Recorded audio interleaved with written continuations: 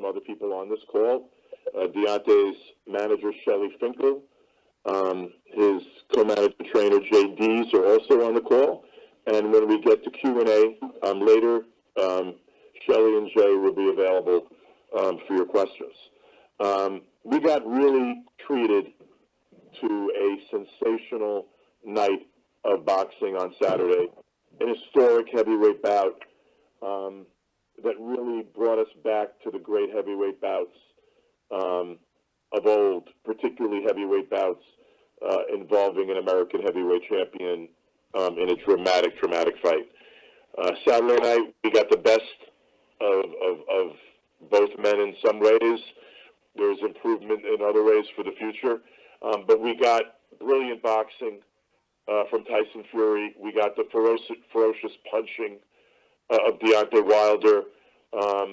We had rounds that were close where you know, there was elusiveness in defense dominating, and we had rounds with devastating knockouts.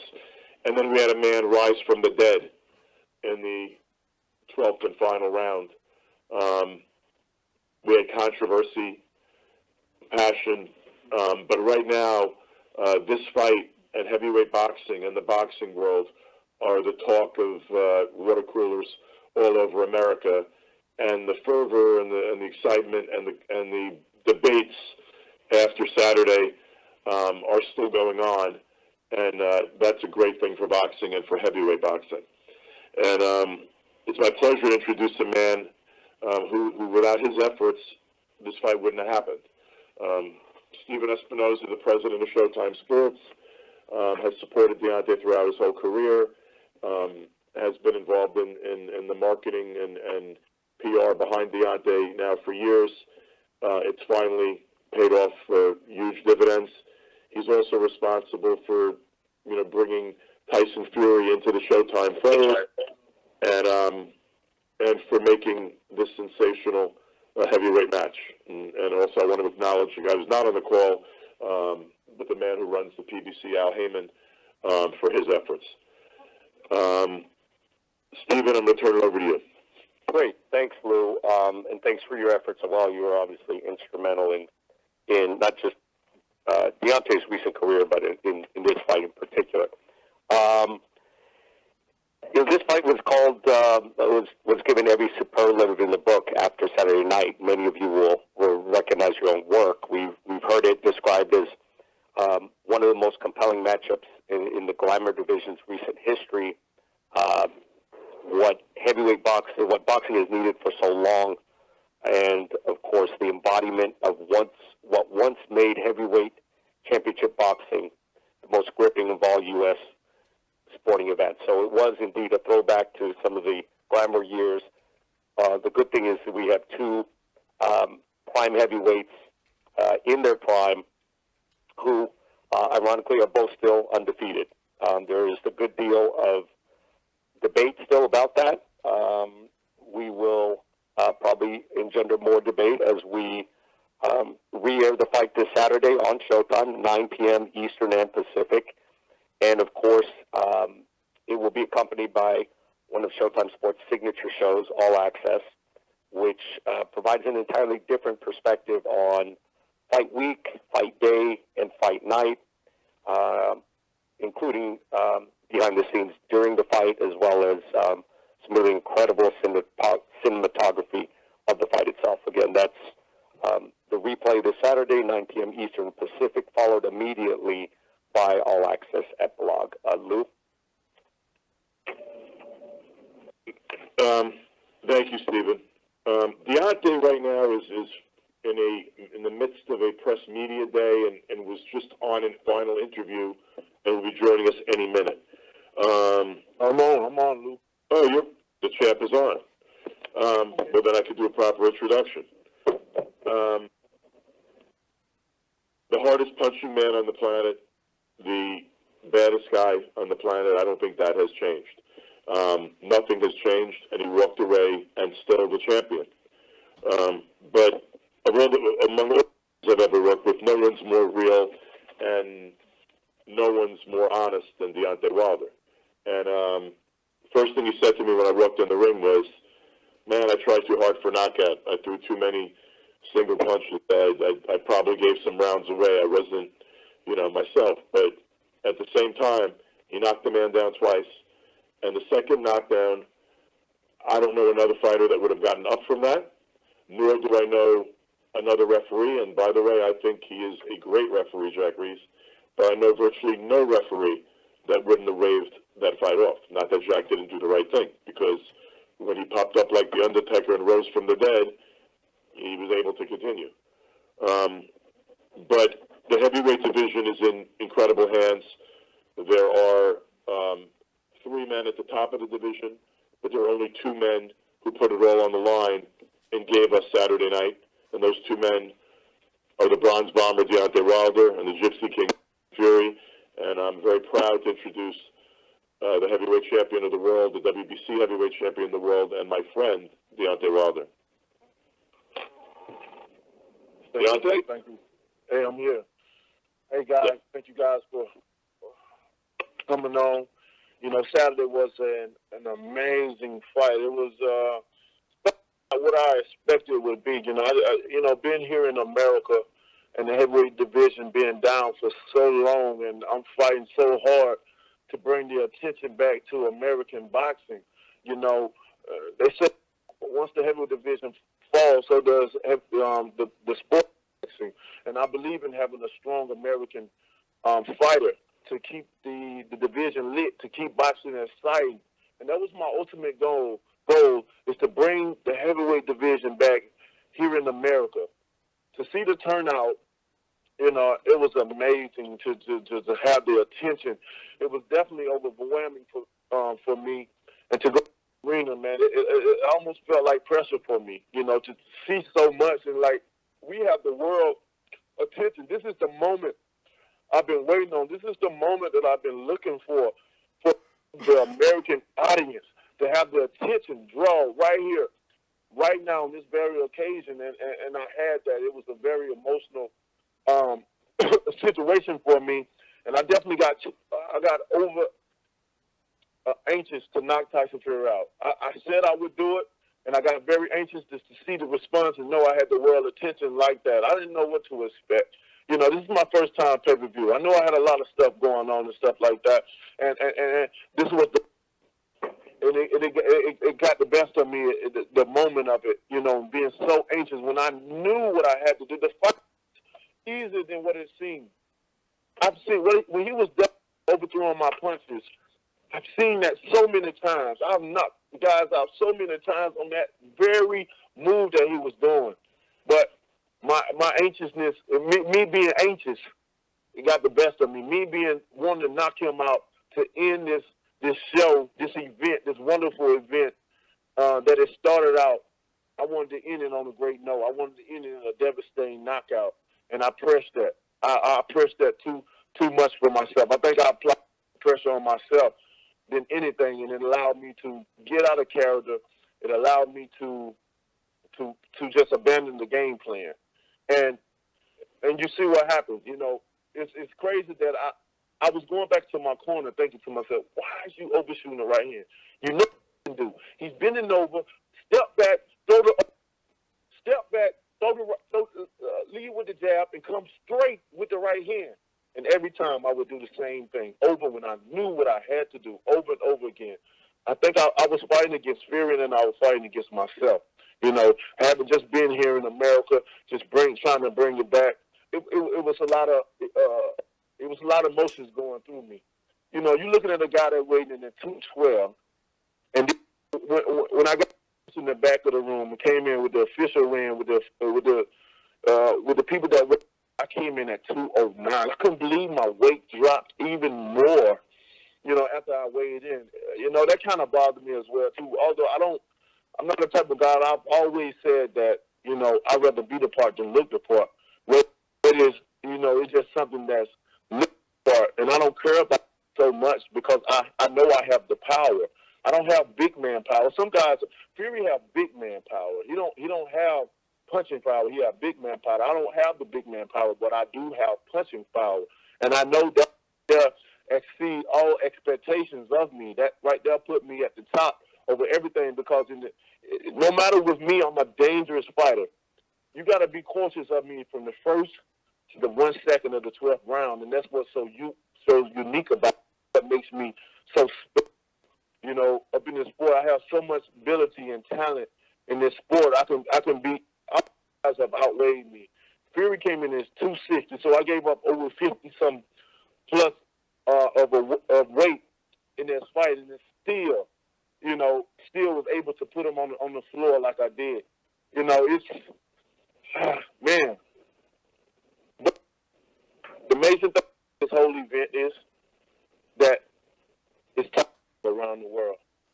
Everyone is talking about this fight as if this haven't even happened yet. It's about to happen again. Around the world talking about you got side going for him, you got side going for me, and then you got side that's all in the middle. Some people feel like it was a draw. When you have a universal conversation around the world and people talk, it was the number one trending, and it is. It was the number one trending event that was going on around the world, and it was amazing to bring back, to bring the heavyweight division, you know, to put it on notice in America means everything to me. I got my opportunity. I got the experience that I've been looking for so long, just to see what, you know, pay-per-view. I never thought about being a pay-per-view fighter. I never thought too deep into being a pay-per-view fighter.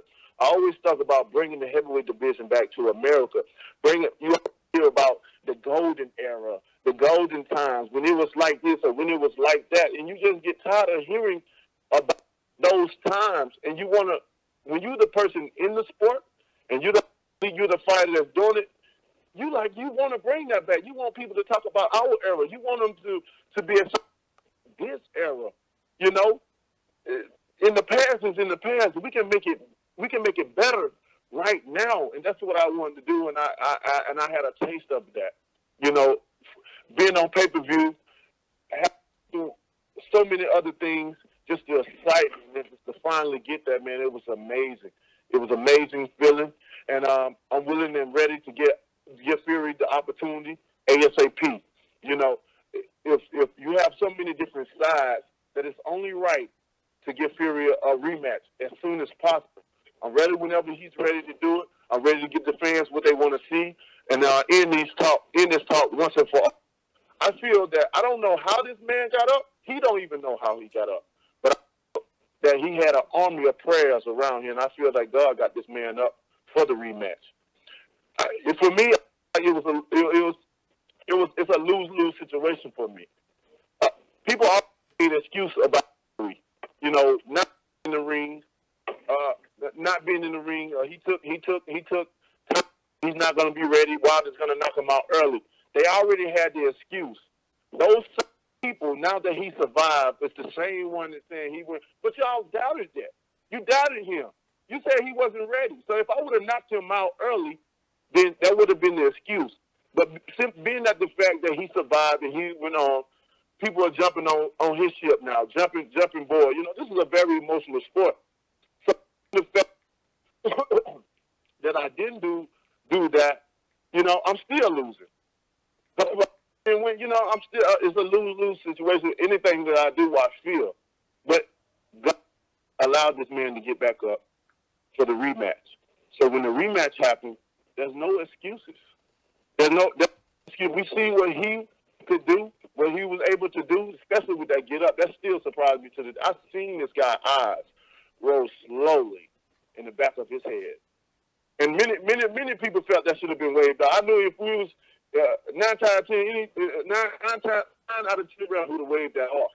I've seen many times where they would wave that off. Look at my brother Malik Scott when he fought Derek Torrey. He was on his knees and they waved it off immediately. I felt like the count was very slow. You know, I feel like there was a lot of delays in that, but I'm not going to complain. I'm not going to complain because we put the heavyweight division on notice, and we did it with me and Fury. It's not about no other guys or nothing like that. Me and Fury did it like true champions. We came together, we conversated amongst each other, and we got this fight done without involving all the other extra stuff. because we are the best in the division. We wanted to prove to each other who is the best. The heavyweight, who is the best in the heavyweight division. We came together and did that, and it was amazing. And I'm ready to do it again.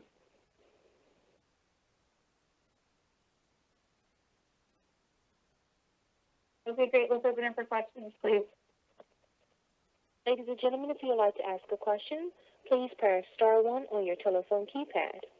Again, if you would like to ask a question, please press star 1 on your telephone keypad. And we're waiting for callers to join the queue.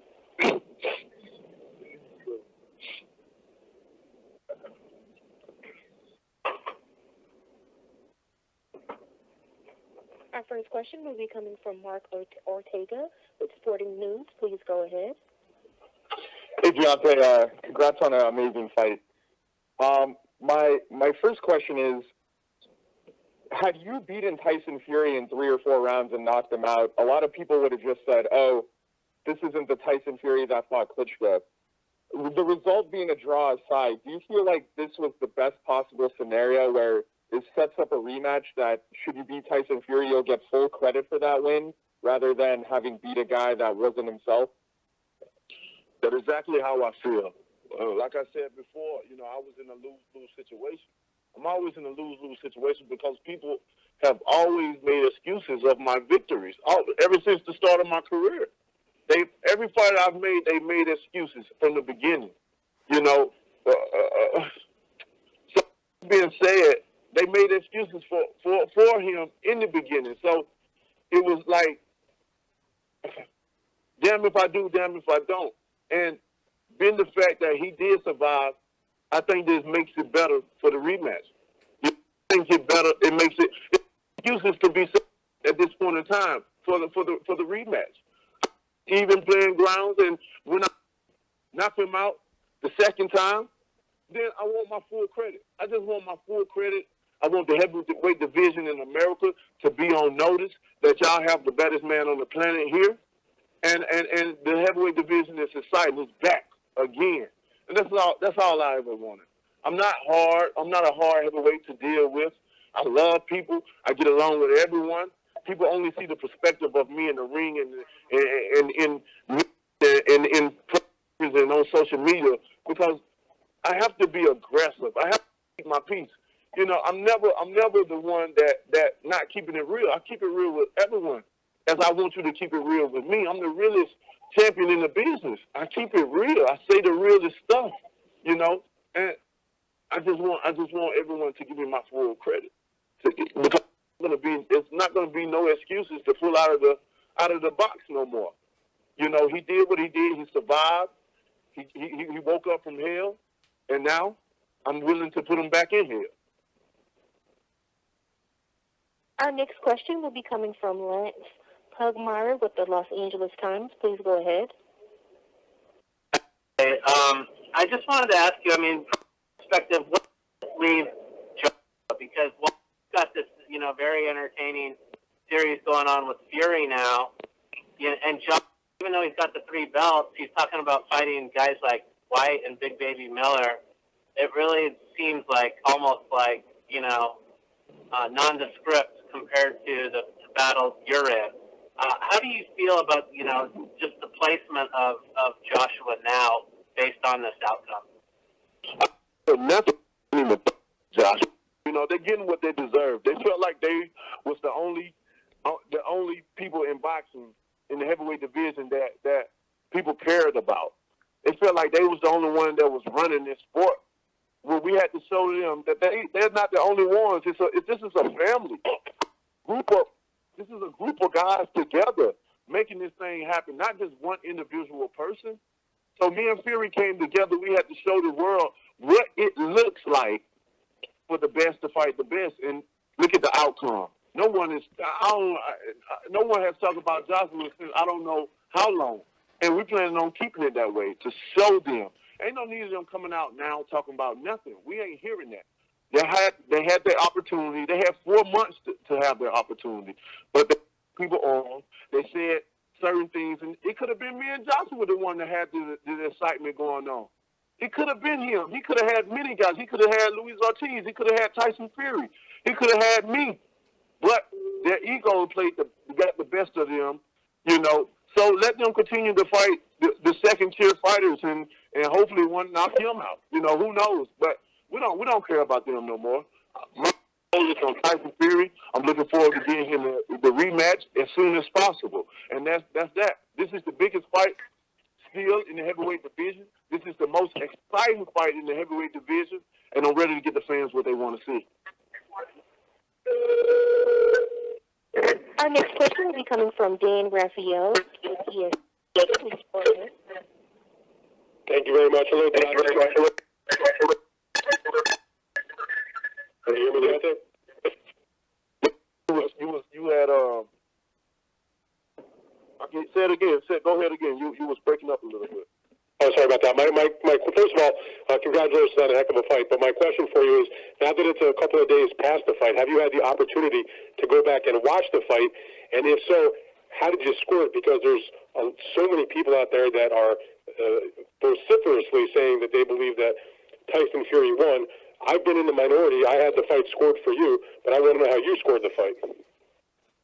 I haven't personally gone back and seen the fight, but I had many people to go back and see the fight, and they get perspective of the fight. And many people like I said, I'm hearing many people, you know, say I won. Many people say he won, and many people it was a draw. I'm getting all versions of the fight. I knew I was the more aggressive fighter in there, and I know I landed the more effective punches. You know, he was landing some punches, but most of them was pity pat punches. You know, that didn't affect me. To be a smaller guy, giving up 50 some pounds. You know, I feel when you coming in here fighting the champion, you got to be the more dominant fighter. You got to take the title. And I don't feel Fury took the title. He had a great performance. You know, that night he didn't have no pressure on him. You know, he's a visitor to this country. You know, they got excitement in their country. Their people support boxing. You know, so it didn't matter to him whether it was one person in the audience, but it mattered to me. I cared about that, and I felt like I won that fight totally.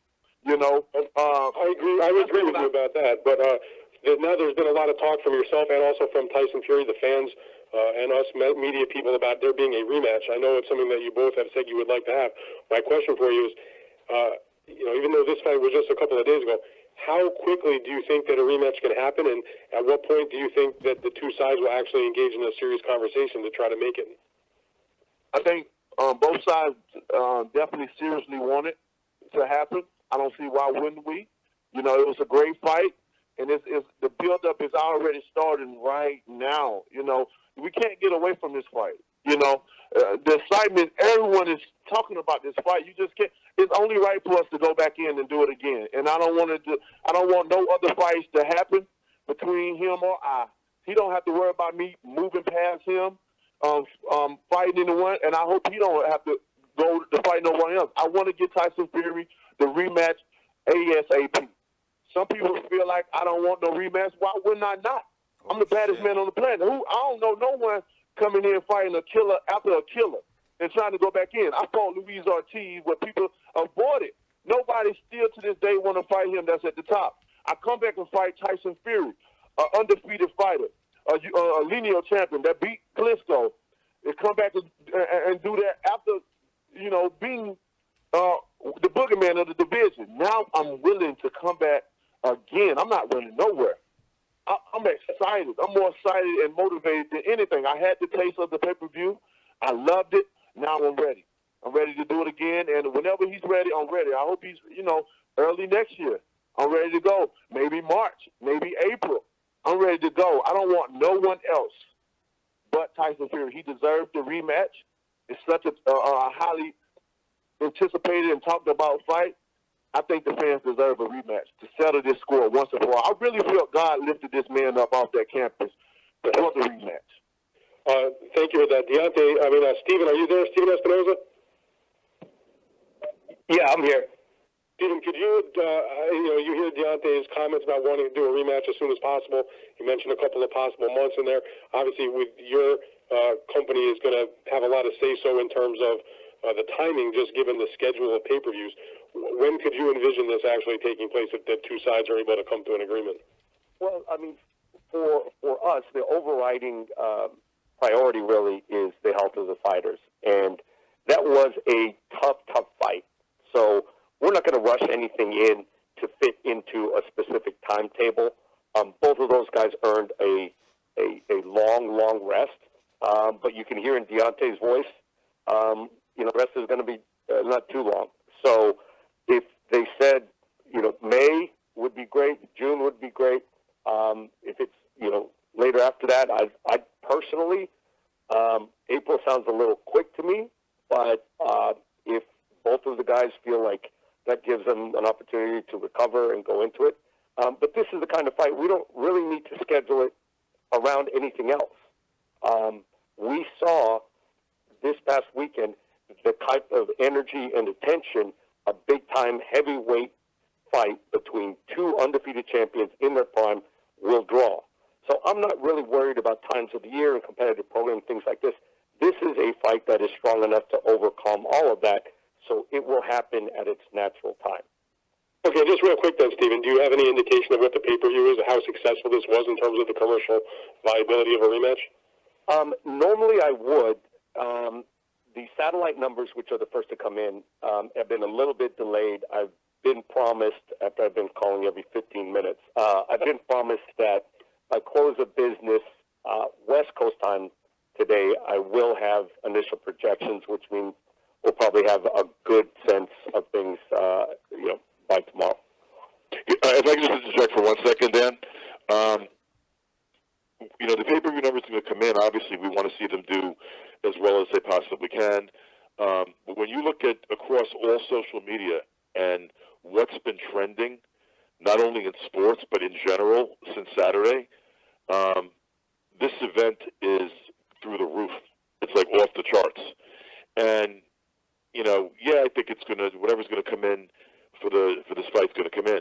But the next time these two men get into the ring on pay-per-view, it's an exponentially bigger fight, because this is a fight that literally has captured the attention of the entire world. So it's probably a little bit less relevant than it otherwise might have been, what these numbers look like. All right, got it, guys. Thank you very much for the time. Appreciate it. Look forward to the rematch. Thank you.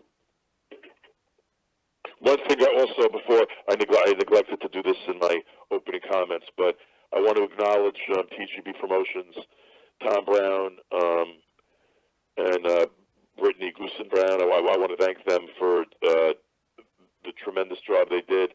They handled virtually all the logistics for this event and promoted it locally. And they're obviously, the Goosens are a California institution, and the Browns. And thank you for your great work. Next question.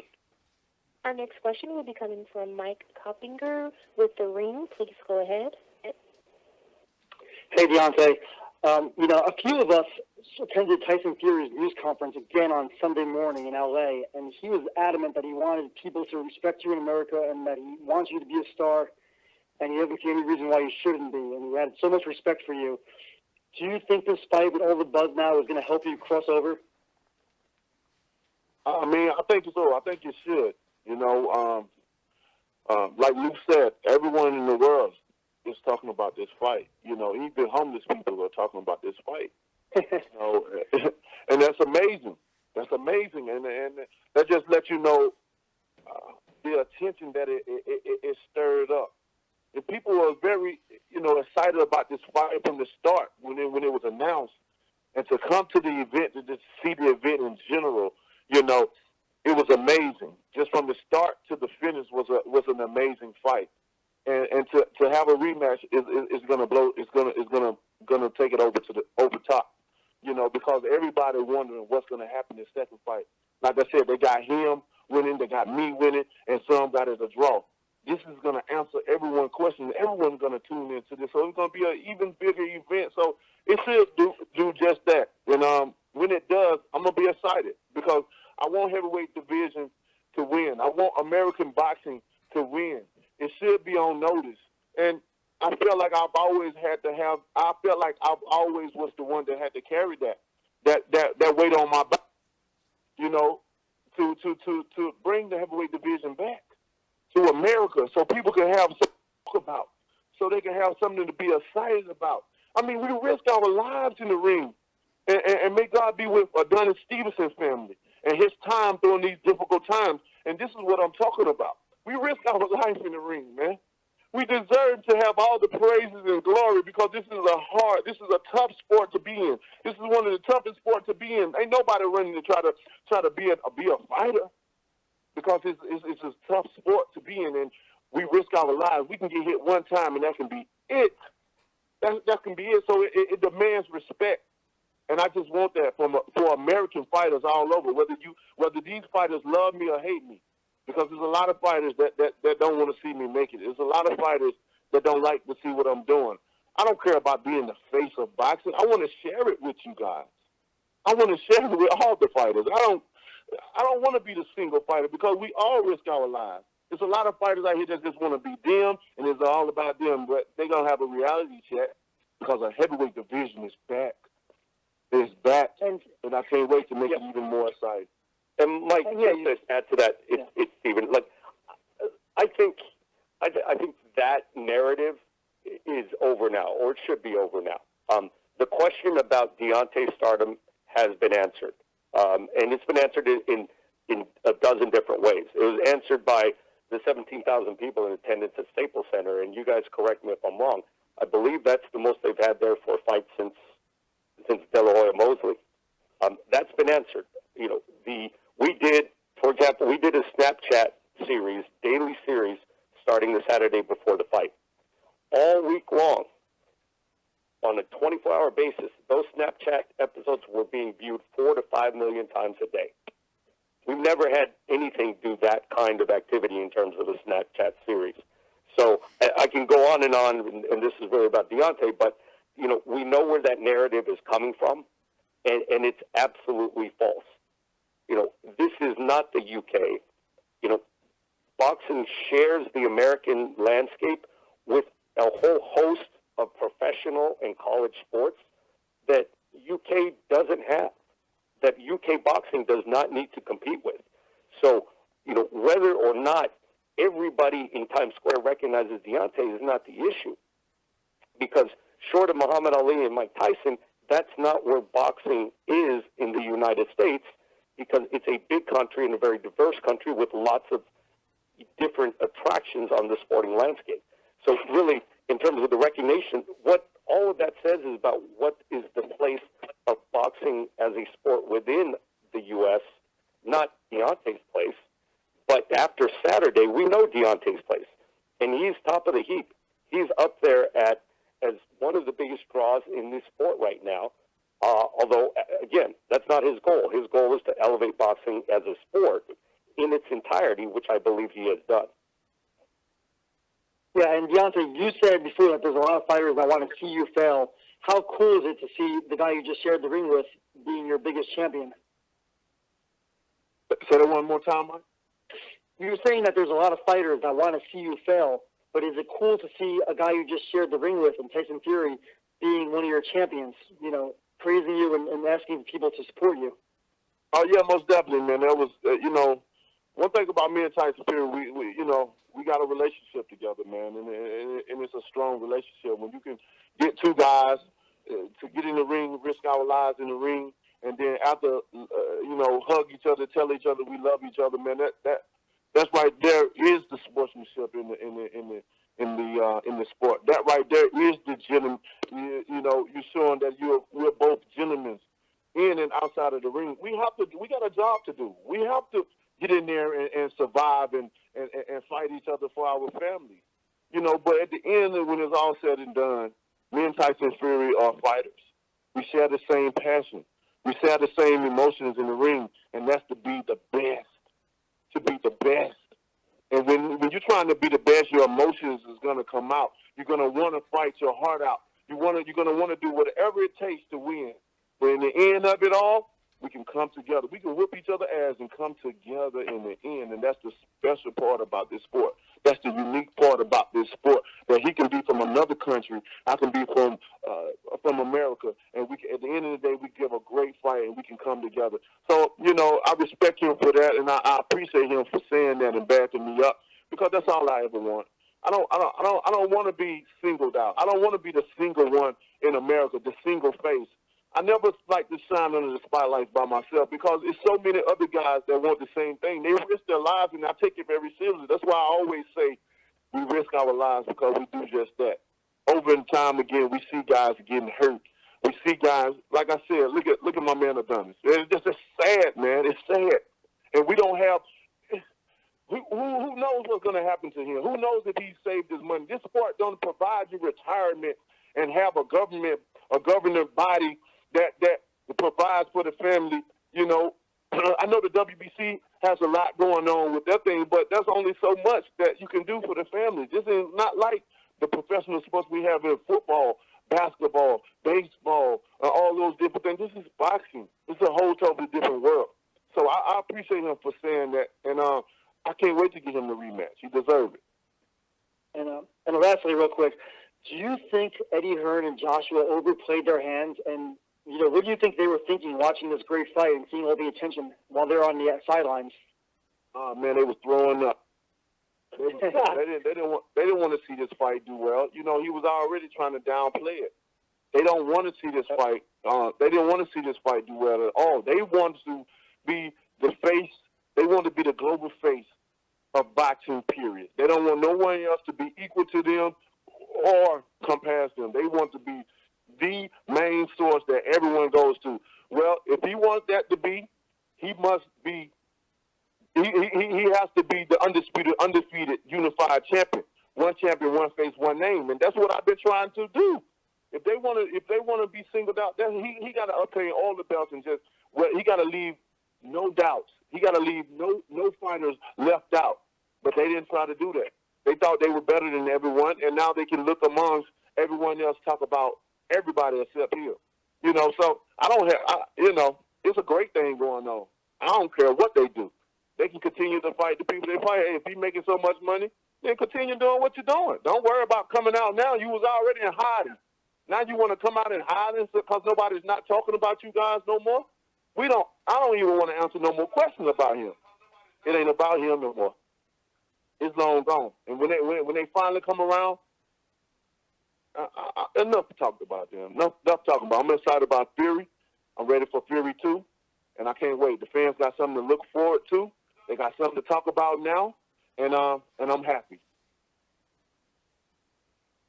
Thank you.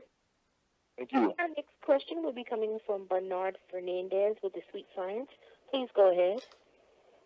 Hey, yeah, two questions.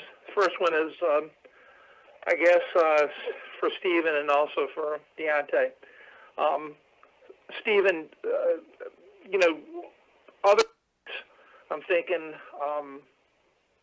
Money Mayweather and Conor McGregor. There was a lot of hype, a lot of insults that kind of created, interest in that fight. There was some of that for this fight, before this fight. Now that these guys seem to respect each other so much, the lead into the second fight is not going to be the same. How does that alter the way that that this is hyped going in? Because they're not the same place that they were going into the first fight. Well, oh, you going first? I'll give it a shot, Deontay, and then you can you tell me you disagree. I think if you look closely at the initial press conference, the last press conference, there was mutual admiration, mutual respect, but there was an underlying current of competitiveness and desire in both fighters. So I think one of the things that this demonstrated is you don't have to hate each other. You don't want to have to literally cut the other person's heart out and say so to have a classic fight. You can respect your opponent and even maybe outside the ring like him and still put on one of the all-time fights of all time. So I think this one, like, I can kick my feet up, from here on forward on this fight, because, how do you sell this fight? I pick a round, pick the 12th. That's the best marketing possible. It's round 13. That's how you sell this fight. And I think it really doesn't matter what these guys say at this point, although, knowing both of them, they're going to have plenty to say. And the one thing that they are going to disagree vehemently on is who won the first fight. So there will still be mutual respect. There will be, in some instances, mutual affection for each other. But at the end of the day, each of these guys wants very, very badly to win this fight. And that is not lessened in any respect by the fact that they respect each other. Well said. Well said. I agree with everything Steven said. Well said. Me and Fury both love this sport, and this sport is not all about hating each other. We don't have to hate each other to fight each other. I think people get it misconstrued when we do press conferences and you see guys yelling, and maybe we'll put our hands on each other at times, but it's for the promotion of the fight, but that's also the emotions that comes out of us. And when it's time to perform on that night of the fight, we go fans what they want to see. We can put, true champions know how to put things aside. We put our emotions aside, how we feel about each other as men. But when we go in that ring, we have an obligation to fulfill. We have a promise to fulfill, because we promised these people that we would give our best, we would give our all, and that's what you don't have to question the best if they're going to give it their all just because they got mutual respect. You're supposed a true champion know how to love a fighter and to still go in there and fight a fighter. My dad used to say all the time, "I whoop you because I love you." And it's going to be the same thing. We whoop each other because we love each other, and we do it for the love of this sport. That's what it's all based about. So it ain't no doubt in my mind, nor would it be a doubt in Fury's mind, that when the second time come around, it's going to be a lot of intensity. It's going to be a lot to say still. It's going to be like probably the first promotion, although we're not going to have to do as much. But it's so many opinions. It's so many mixed emotions surrounded by the first fight that is going to bring something out of us to be able to just prove a point. The second fight is all about proving a point. Who won the first fight? And that's enough said right there. That's enough right there to get you excited, to get you motivated as the fighter that's going to be performing on that night to see this. We still our ass off in the gym. We still going to give y'all the best fight y'all ever seen. You think the first one something? Oh, my God. I can't wait for the second one. It trilogy if it go good as the first. But to hear it from me, you're going to get the best of Deontay Wilder. You ain't never seen me in no boring fight. And you're going to continue. As long as I'm a champion, you're going to continue to see me fight as a champion. One thing I want to jump on what Steven said a second ago, because I've been having a recurring thought in my head since Saturday night about the commercial for the next fight. Sometimes truth is stranger than fiction. And when Deontay landed that shot in the 12th round, it was pretty much, I would think most people in the arena would agree, one of the more devastating shots you've seen landed. And a giant 6'9" man went down like a tree and slammed into the canvas and then popped up like the Undertaker. And then the look on Deontay's face in the ring at that moment looked like one of the scripted looks in a WWE WrestleMania match, because he just saw a guy get up and had no idea how that was possible. And that 20 seconds right there is 1 million buys in the next pay-per-view. Amen. Amen, Lou. Way to say it, man. Our next question will be coming from Keith Eidick with theboxingscene.com. Please go ahead. Deontay, I know you don't want to make excuses or anything or sound like you're making excuses, but could you shed some more light on the arm injury that you suffered very early in your camp and the surgery that you had? Oh, yeah, no problem. Excuse me. Get this out of my mouth. Oh yes, I suffered an injury. I broke my arm 12 weeks before starting my camp, and that whole camp, I barely threw any right hands. It was all left hooks and jabs. So, you know, my accuracy in the fight, it could have played. Me breaking my arm and being that I was reserving it for the fight could have played a part of my accuracy, along with being anxious to knock him out. You know, all that could have played a part. We're going back and we're going over certain things, and I hate bringing things up. That's why I don't make excuses before the fight. You know, and I like to reveal certain things because I want to say I've overcame, you know, adversity. You know, I do so much to my body that a lot of people don't know. I'm a warrior. I'm a true warrior. I'm a true king. I don't make excuses. But I think it's interesting to know that not only was I fighting a guy 50-some pounds heavier than I, but, you know, I had to overcome some things as well too. You know, a lot of stuff plays a part. You know, and you know, I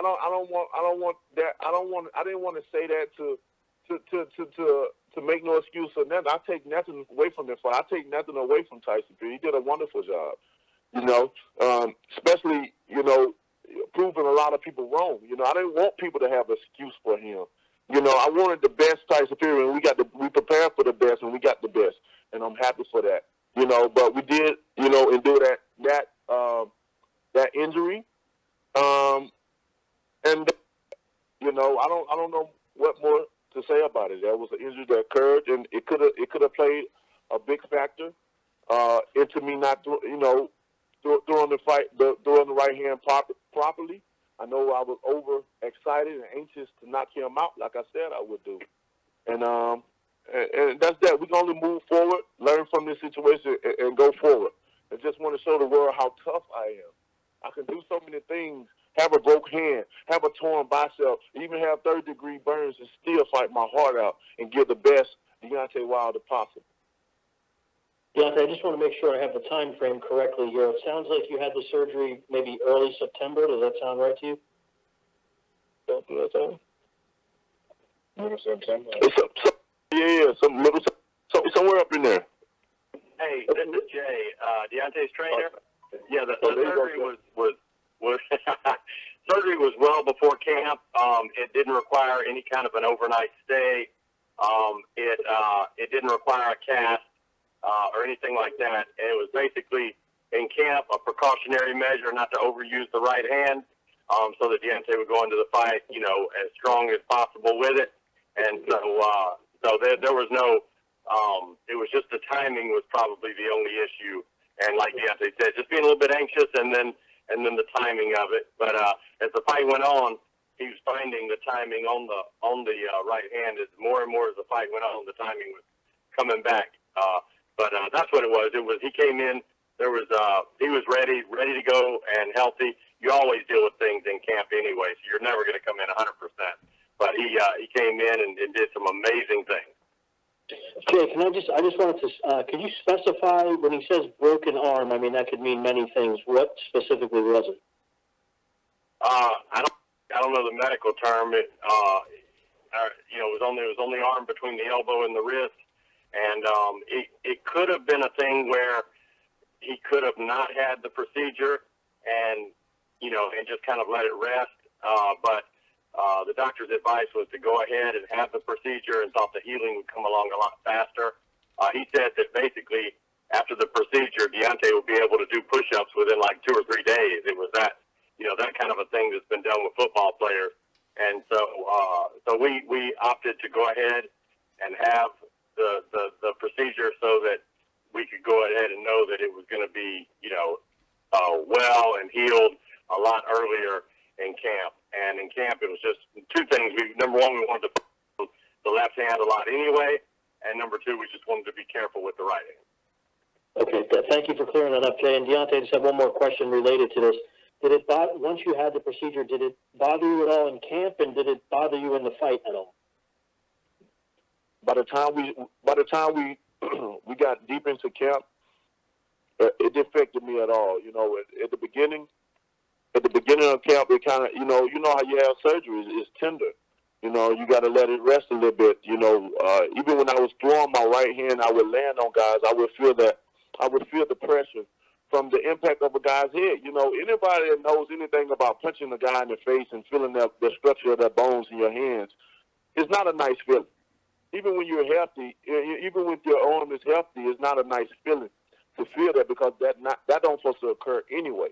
So when you have, when you break your arm like that and you're trying to heal, and you know you got a fight coming up, you want to use it.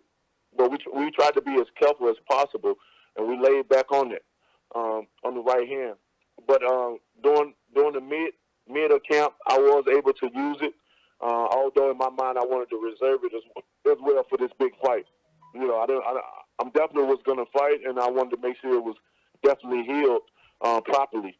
So we took appropriate measure for this situation. Thanks a lot, Deontay. Thank you so much.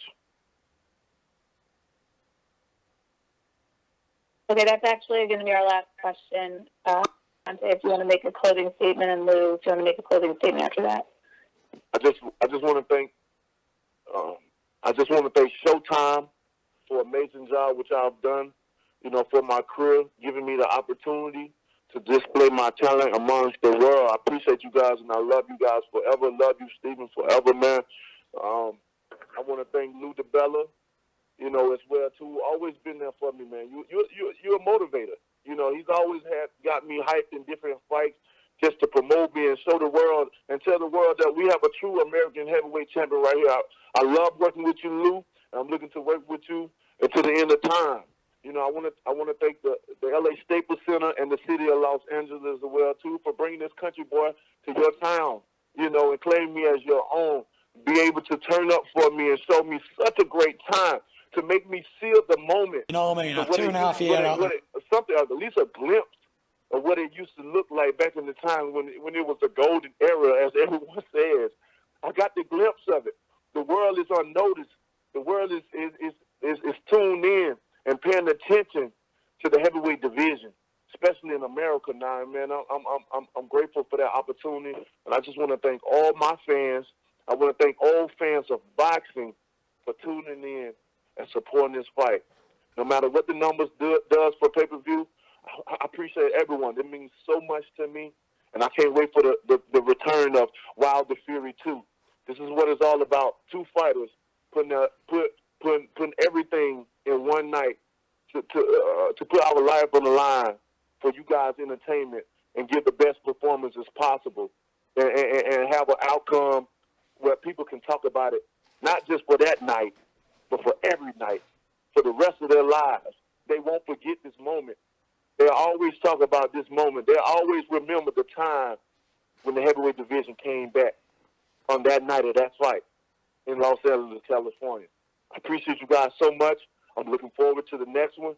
So let's do it again, baby. Until then, Bomb Squad!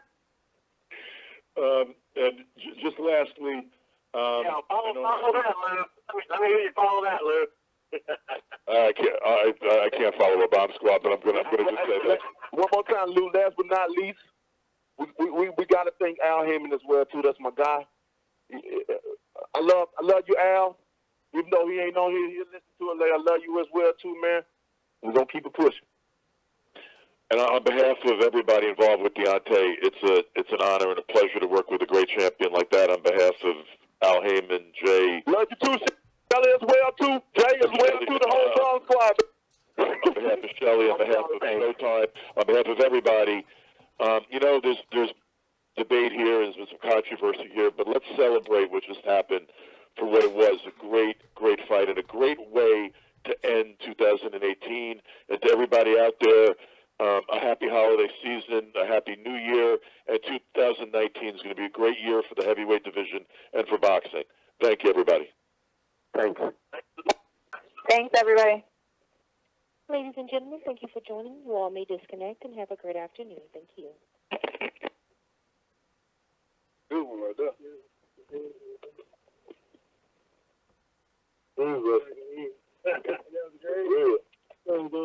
Yeah, that was amazing, man. The world is going crazy.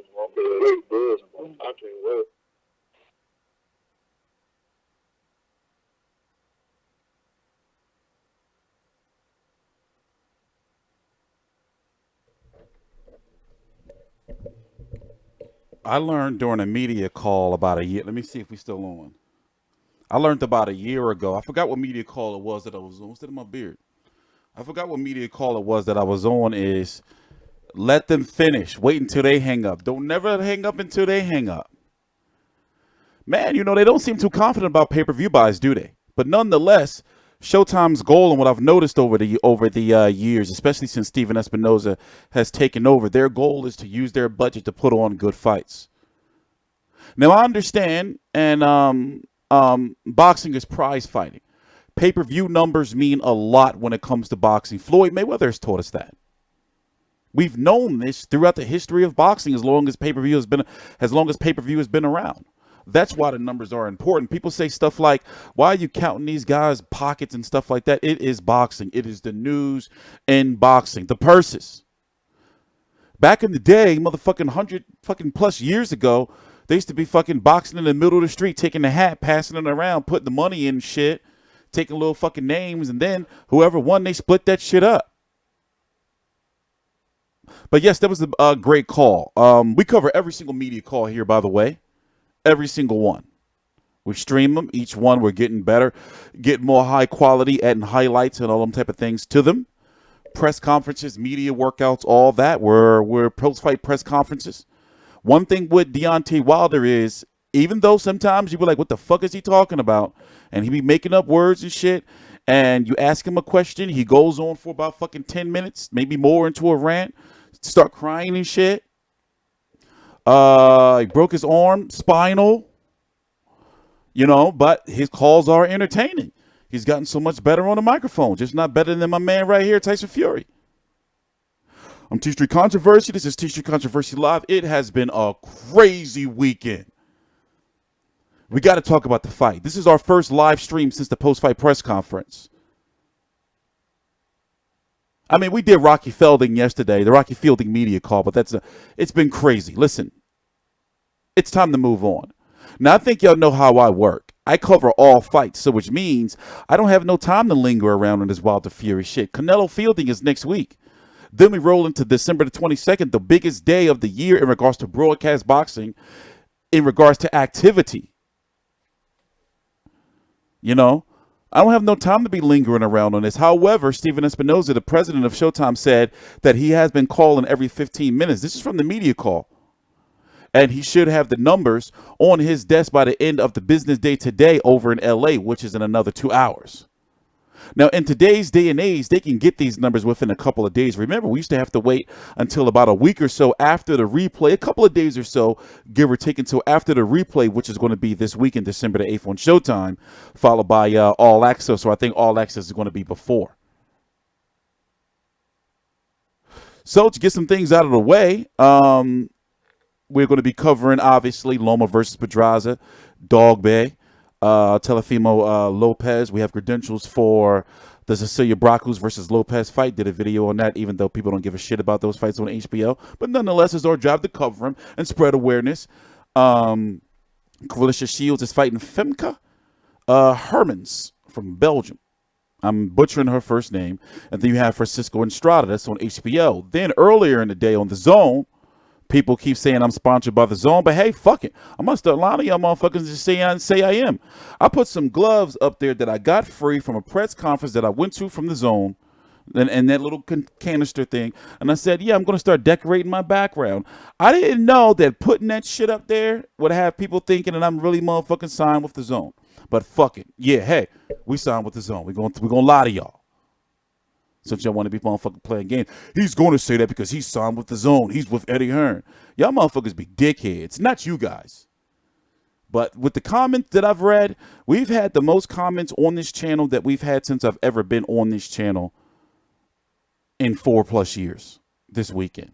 Shit has been crazy. But nonetheless, man, hey, let's talk about Wilder versus Fury. Tyson Fury, in my opinion, which I'm entitled to, and you are entitled to your opinion. That's why here on this channel, we do not block anyone. Nobody.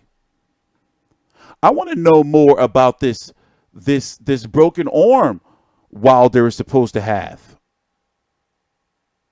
Or supposed to have had. Should we go back and listen to it a little bit more? Should we go back and listen to that portion of the media call? What do you think? What's up with that? Did we know that he had a broken arm, Deontay Wilder? Because no bullshit. No bullshit. All right. I'm here. You can address me. I'm trying my best to read all of these comments, but it's just difficult. But this whole race thing has got to stop. I'm not going to get too deep into it because I did a whole fucking video about it. The point I'm trying to make is he did. People are going to be like, oh, you wouldn't say this about a white man. Y'all motherfuckers is weird. But he said that like he wasn't going to make no excuses. Then this whole media call, we hear nothing but a whole bunch of motherfucking excuses. However, I was very happy to hear that he is adamant that he wants nobody else but the rematch. Remember, there was some doubt. Even Tyson Fury had doubt whether Deontay Wilder was going to fight him directly in a rematch. Now the ball's in Tyson Fury's court to accept the fight. I think that now Eddie Hearn and Anthony Joshua, Eddie Hearn is going to try to throw more money at Wilder. Trust me, it's a big political thing over there in regards to BT Sport, Frank Warren, and Eddie Hearn, which goes back to Barry Hearn, the father, and Matchroom. It's a big thing over there with them in Sky Sports. They would rather much work with both sides would rather much work with Wilder than to work with each other. But Frank Warren knows this, and he would push Frank Warren, Barry Hearn and Eddie Hearn's buttons like, look, we got that belt now. They do not want Tyson Fury to have their hands on that belt. April the 26th, Al Heyman has secured the MGM Grand, or is it the T-Mobile Arena? But also that could be secured for Mayweather-Pacquiao 2 or Broner versus Mayweather. You see what I'm saying? So I remember when they secured up, if you don't know, Al Heyman secured up some, who instigator? Remember, they secured up some venues and dates. They already got some venues locked up. But in my opinion, the rematch for maximum benefit needs to happen in the UK, in my personal opinion. Not New York City. I don't remember the exact date, but they got a date on hold. It's in April, late April, for the MGM Grand. I don't believe it's the T-Mobile. It could be the T-Mobile. I don't remember. And that's how news first came out that Pac Broner was fighting January the 19th. No, it's not going to be April the 13th. Wilder, Showtime doesn't seem to be wanting to go forward too fast with the rematch. He's talking about June, July. No, he's talking about, what was he saying? May, June? Tyson Fury doesn't want to wait around that long, and I believe Frank Warren doesn't want him to wait around that long.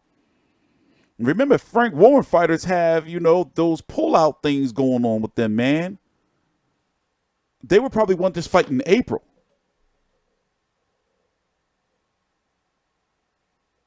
There's something April in April. I believe it's April the 26th. And it might be, not April. Yeah, April the 26th, right? It's not May. They haven't secured anything for May yet, meaning Heyman and all.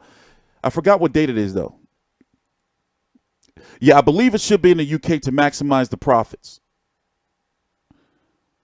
Wilder is much more known, in my opinion, in the UK than he is over here. Also, notice how they were dancing around the pay-per-view numbers question. So they know that they have a general sense on how well the pay-per-view is done already. But however, the ticket sales you cannot deny, and also they were very right about the social media. I monitor stuff like that, like how it was trending, who's talking about it, when they're talking about it. A lot of people were talking about this fight. And even the presentation, I mean, you can't go wrong with Showtime, presentation.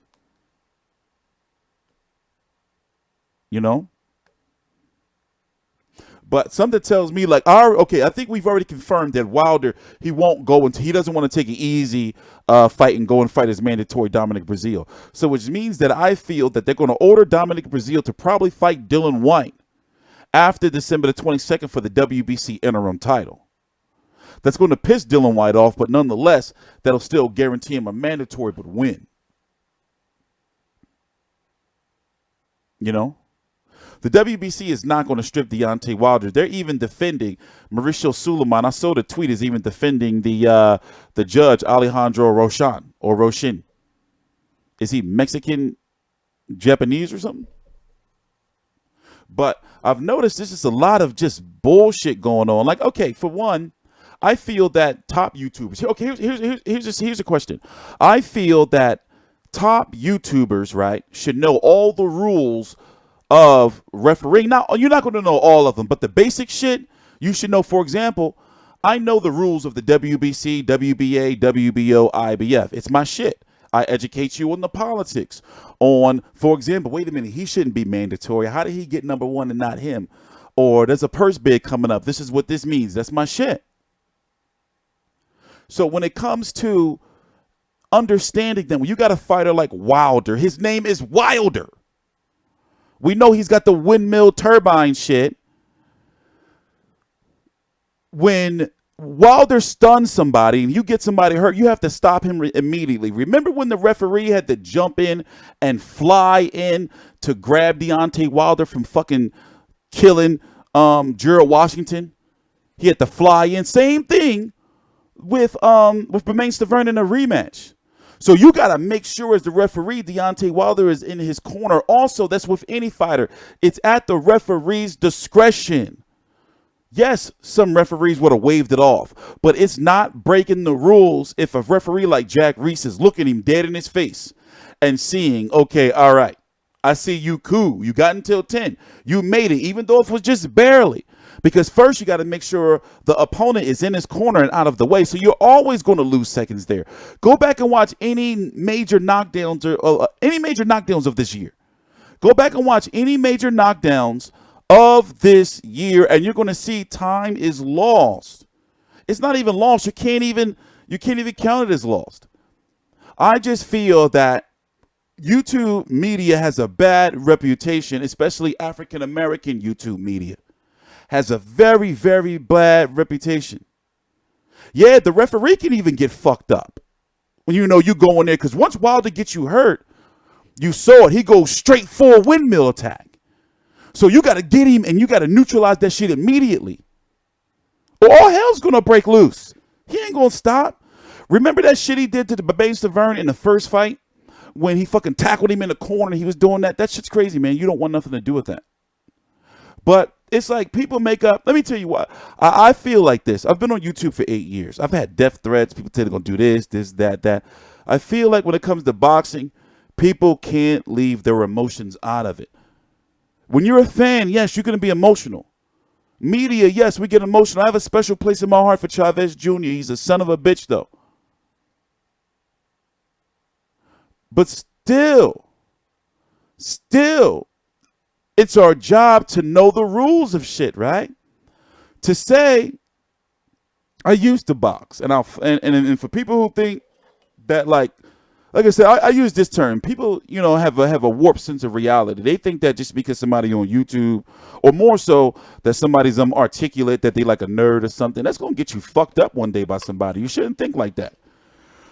But the point I'm trying to make is the referee had it at the decision at his discretion. Tyson Fury got up. He followed the referee's directions. It wasn't like Jack Reese was grabbing him, holding him up. You ever see Holly Holm? You know what? We're going to go look at it right now. I'm going to show you a shitty referee. You ever see Holly Holm get knocked the fuck out? I'm going to show you a shitty referee.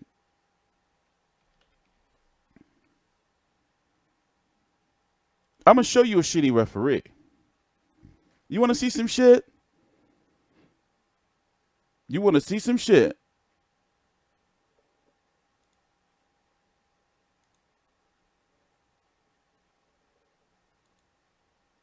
Do I have the sound on?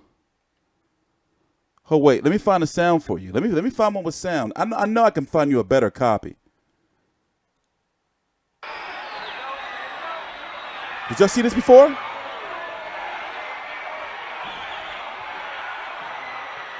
Watch this dickhead. Now look at this poor woman. Look at the beautiful Holly Holm, and look at this poor woman, right? Now tell me what you see wrong with this. Tell me what you just look.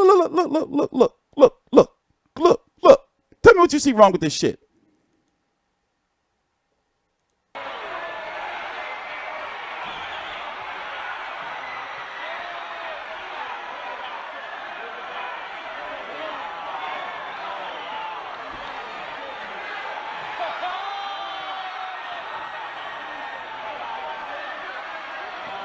What the fuck? He pulled. She was asleep. She was asleep.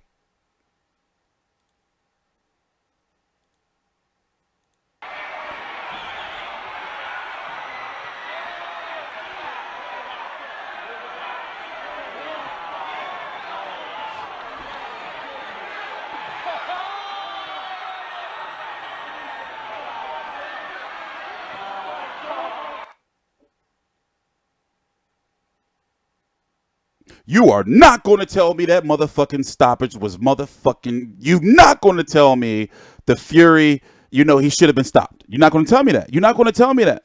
I cover all boxing. And this is just, listen, I cover all boxing. I cover all boxing. I've seen some fucked up ass shit. So, it's disgraceful. It's disgraceful that these YouTubers out here are going around talking about, I got all these awards. Look, I can't be wrong. Sec back. It's disgraceful. Because they're emotionally involved, because he's a black man, black power. We got to stand for him. That's a closed-minded nigga mentality. I'm sorry, I can say it. People don't like being wrong. That's the world we live in. People don't like being wrong. So what they do is they try to make up fucking narratives and shit so, it makes them feel better about themselves. Now, honestly, this wasn't a situation where it was, it's the liquor. Yeah, they do be drunk. I think they do be drunk. Something be going on. But I've seen, look at he pulled her arm out. She was knocked out on the ropes.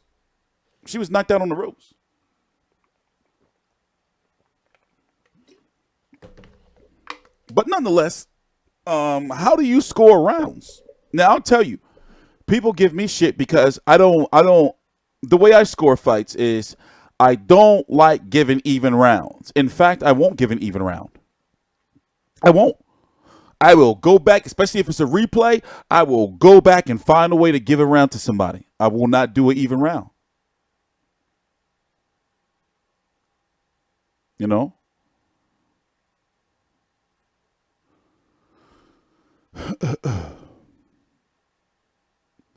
Fury really holds all 4 belts. In my opinion, he does. But it's going to be interesting to see what he does because I don't know if Frank Warren wants to keep him out or Tyson Fury wants to wait until T-Street, you Dosser, 9 out of 10 refs would have waited for the Fury fight off. Hey, you're a Dosser. But yeah, that's true. I'm not going to deny that. I'm not going to deny that. See, I'm a human. I agree with that. But however, this ref didn't. It's up to the refs. It's up to the referee. You can't say, oh, any other ref would have stopped that. That's not a sound, valid excuse. That's not sound. That's not valid. That's not a sound, valid excuse. I'm sorry. Yes, 9.5 out of 10 referees would have stopped that. But Jack Reese didn't. And he wasn't wrong for not stopping it. You hear no promoter, no manager, no fighter. They saying, oh shit, he made the count. In fact, many fighters would have loved for it to have been that way. There are a lot of premature stoppages these days. There are very questionable stoppages these days. Do you think Steve Smoger? Wait, I thought you said Steve. I was going to say, no, Steve Smoger probably wouldn't have stopped it. But Steve Willis, Nah, like, listen, they made the right decision. Jack Reese has a very, very good reputation. And also, he is technically kind of an Al Heyman-ish referee, but they won't talk to you about that. They won't talk to you about that.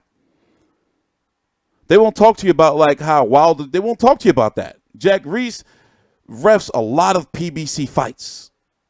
A lot of them. He was the first one wearing the PBC head cam shit. They don't even use that shit no more. They don't even use that shit no more. Yeah, what's that referee over there that's always stopping shit? The middle-aged fat white guy that's always stopping shit early. You said black YouTubers don't know. Wow. No, hey, listen, y'all. Hey, listen. They don't. Or why they saying the shit that they saying?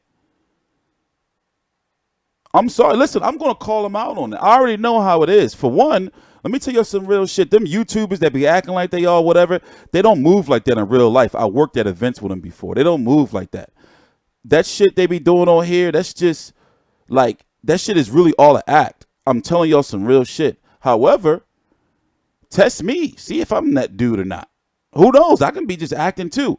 But one thing for sure is I'm not going to come on here and fucking hold myself out for views and also like be like saying fucking bullshit when it's not even right.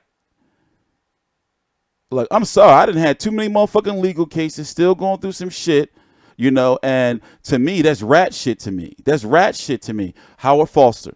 That's rat shit to me, man. I'm not saying that they rats. I'm saying that, like, the way motherfuckers handle shit, how they get, like, emotionally involved over shit that, like, for example, YouTubers.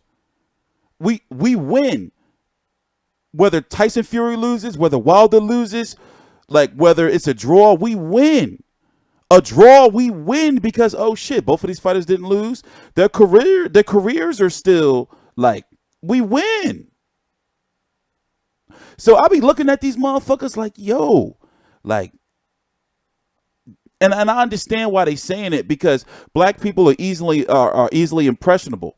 Like, I grew up in one of those households where it's like, like I had these I don't call them family no more. I had to stop fucking with them because black people, like, they ride, they have good intentions. We have good intentions, not me, in regards to, because I see past it now.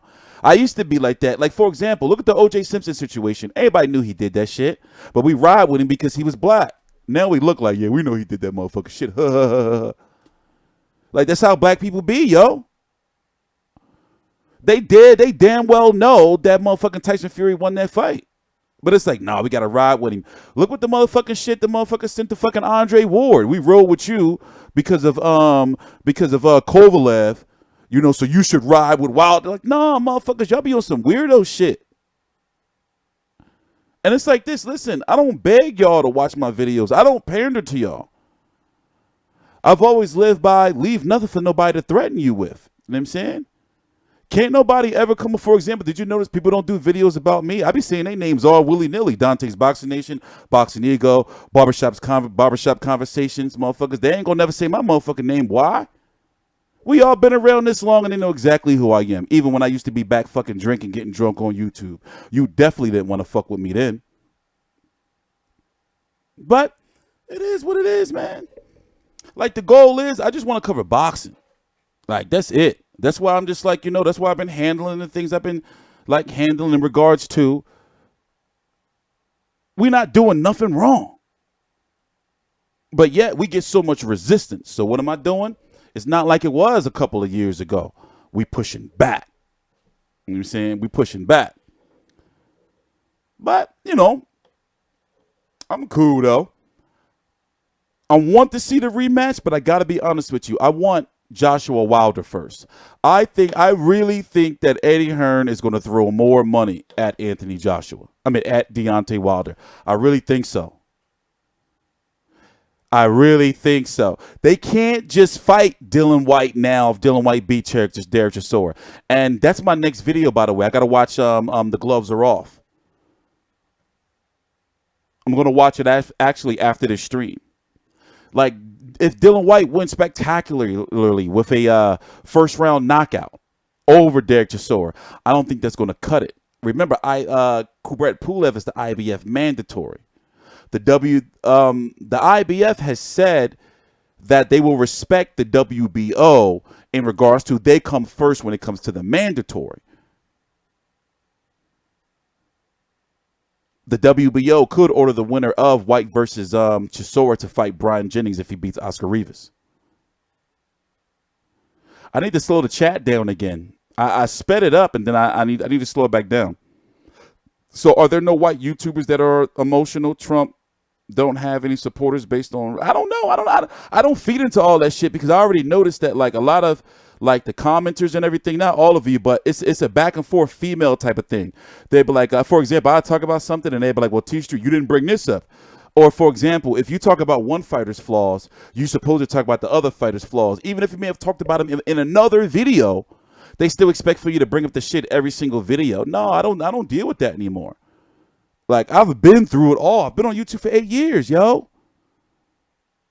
I've been on YouTube. I've seen it all, from the worst of the worst, from people been telling me from you'll never get interviews, you'll never do this, to you'll never do that. I've been through it all. So I'm not just talking all sassy now. This shit, you know, is frustrating when I see like, yo, these dumb niggas still on here on YouTube talking the same dumbass shit, and now they got a dumb army of nigga fans, dumb nigga fans. And I'm not saying that in like a derogatory way. I shouldn't even have to say this, but guess what? I can say it because I'm black. So that's what I love about being black, is because all that politically correct social norm shit, that shit don't apply to me no more. I'm not letting it apply to me no more, especially since I'm on my way out of, in my opinion, covering other genres. Boxing hasn't been treating me well. So I'm thinking about going to cover movies or music. I'm thinking about going to cover other shit. They built what happened was, let me tell you some real shit. I was sick for 3+ years, like really, really sick, laboring. So I wasn't doing videos like that. While I wasn't doing videos, I was brushing up on my media game. And while that was happening, it was growing in subscribers. Me and all of them, we all had the same amount of subscribers at one point in time. We all had the same amount of subscribers at one point in time. But I got sick and I fell off. People say, oh, you're getting all these subscribers by now. Why? It's because I'm consistent. If I was consistent before, then we would have been way shot the fuck up. But I guarantee you one thing for sure is, look at me now at 40 what? Something thousand subscribers. What do you think our shit gonna be when we at 100? Or how about if we have 336 like ESN News? You think we're gonna be chasing fucking boxers around? I'm gonna be sitting here, my shit gonna be more high tech than this, and these boxes are gonna be right on these motherfucking screens right here. I'm not chasing them around. Me and my team, that's how it's going to be. So we just want to cover the sport the way it's supposed to be covered. You know, and yes, be funny doing it. And be entertaining doing it. Keep trying to put me in a motherfucking suit. No, I'm done with it. You know, I paid my dues, I feel. But you're only bashing black YouTubers. Why? It's because they have because they're number one on YouTube. And you talking like a fucking weirdo. I just explained why. See, those are the comments right there that I'm talking about. It's like, y'all not going to come to my channel with that shit no more. For one, none of y'all, I doubt you can beat me. I doubt any of you have been through what I've been through in life. I doubt you have more money than me. I doubt you're smarter than me. So it's like this. If you see me, usually people be like, damn, I didn't know that nigga was that big. I'm 6'3", 270 pounds. That's not saying I'm just some dude that's just big. I got hands. Yeah, probably. I don't know. I haven't fought in a long ass time. But don't fuck with me. And don't think that I'm one of them type of people that if I'm talking shit to you on YouTube that I'm going to be like, oh, I'll sue you and try to shake your hand. I'm not one of them squash shit on the back block type dudes. All I want to do is cover boxing. That's it. But in the meantime, we need to clean this YouTube shit up because we are like the future of media in regards to kids are not reading anymore. And also, did you notice how much of an effect that YouTube media has on the narratives overall in boxing about how much fighters are getting paid, what fighters are doing what, where? Did you notice that? Where does the narrative start of Terrence Crawford doesn't want to fight Errol Spence? Where do these narratives start? You know?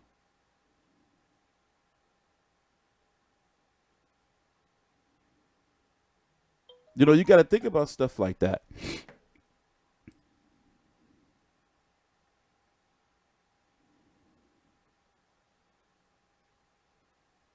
Hey. You know? So like I said, this Wilder like Fury stuff, this is, you know, I'm going to be happy when it's over. Because truth be told, I don't like covering fights. Put it this way, it's not pleasurable or desirable to cover fights where you have a black fighter versus a white fighter, because just so happen if that white fighter's good, let me tell you, in the back of my head, I'm like, fuck. I got to call it like it is. Why should I be like, fuck, man? I got to call it like it is. You know, but yet, when I talk about how I feel Andrew Tabiti might win the World Boxing Super Series, they don't watch those videos. They don't watch those videos. I really think Andrew Tabiti could probably win the World Boxing Super Series. But, ooh, he hates all the black fighters. But, you know, it is what it is. I feel like this. We're not going to give up on what we're doing. I've been through, like, this has been a very, very, very rough year. And also, we're looking for media legitimacy. We're going to be filing for business licenses. We're getting 2 attorneys finally on retainer. One for intellectual properties and another one. Like, things just be so difficult, you know? But what's on your mind? We got a little bit of a Q&A to do before I go, because tomorrow is going to be the Cecilia Bracus Lopez press conference. We're going to be doing a live stream on that. So I really can't spend too much time. Like, you know, we got 3 major cards this week, or meaningful cards. So we're going to have to move on from Wilder Fury. I really do want to know those pay-per-view numbers, though. I really want to know those pay-per-view numbers. Deontay Wilder was on the talk show last night. I stayed up last night to watch it, and all he did was do the intro. I thought he was going to ask him some questions and shit. The dude was, oh, here, I can show you on my Twitter. I thought he was going to be on there like, you know, do you think the percentages left out? Hold up, I'm going to read some of these questions. You know what, honest to God, I think I'm going to need to have some type of better way to read like the meaningful questions in the chat. I see why they put that super chat shit on there, but I do feel it's abused. Hold up, where is it at? I can't just be opening up my Twitter like that, because I have like, did this motherfucker, somebody...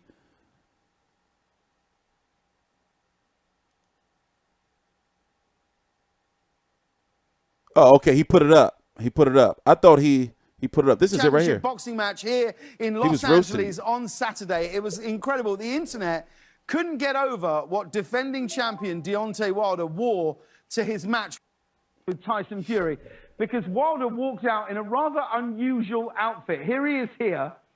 Look at that. Hold on. Nah, I'm not I don't believe in blocking people. We used to. Like when I used to have like sensitive information, for example, I got a custody trial coming up for my daughter. And I had an open legal case because I was framed by a woman.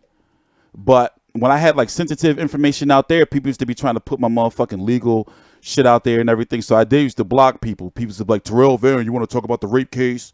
Shit like that. So what I did was, now we don't block nobody. Why? It's because there's nothing for nobody to threaten me with. So we not blocking nobody. We don't, you know, we not into that shit no more. We not into that block. We don't do it. Like, I feel it's weak. Everybody should have their opinion. Even though you fucking, a lot of you are some fucking scumbag assholes. Like low degenerate scum. Still, the merchandise is on its way. It's going to be here in probably like it was supposed to be here, but we're taking our time with it. Just know it's coming. But remember, people don't believe I've done everything I said I was going to do. Or if I haven't completed it, we've tried. For example, when I said I was going to go to events, we did go, but we got kicked out. But we did go. We got kicked out. You know, or if we try to go to events, we will apply. We got denied. So I make sure every time I say I'm going to do something, I do it. Like in life overall in general, though. But Listen to this. Also, this is going to give me a bit of a time to take a little bit of a break. And then we can talk a little bit more before we wrap up the video. I'll be right back. Let's go left. This was him last night on. I actually watched this fucking shit last night. I didn't even like it. I don't think this dude's funny.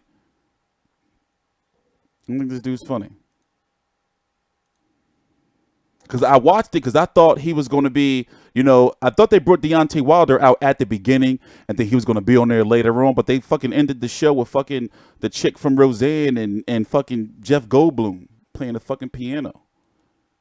John was like, that's a little...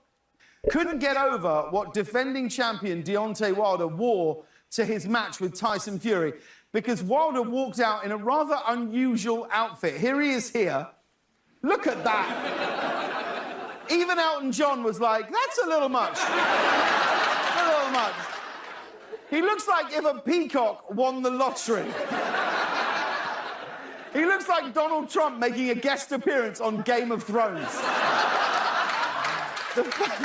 Now, the fight was eventually, now here's the thing, the fight went all 12 rounds was eventually called a draw, resulting in Deontay Wilder retaining his championship belt. Honestly, a draw, that's even more ridiculous than what Deontay Wilder wore just then. Tyson Fury won that fight. He did, hands down.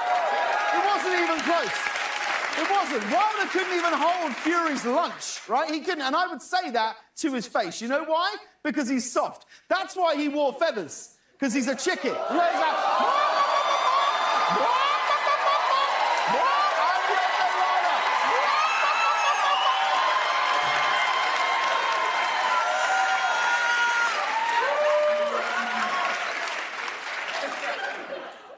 What were you saying, James? Deontay!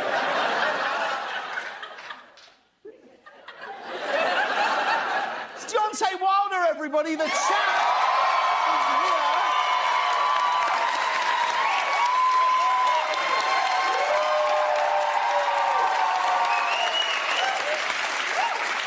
What were you saying, James?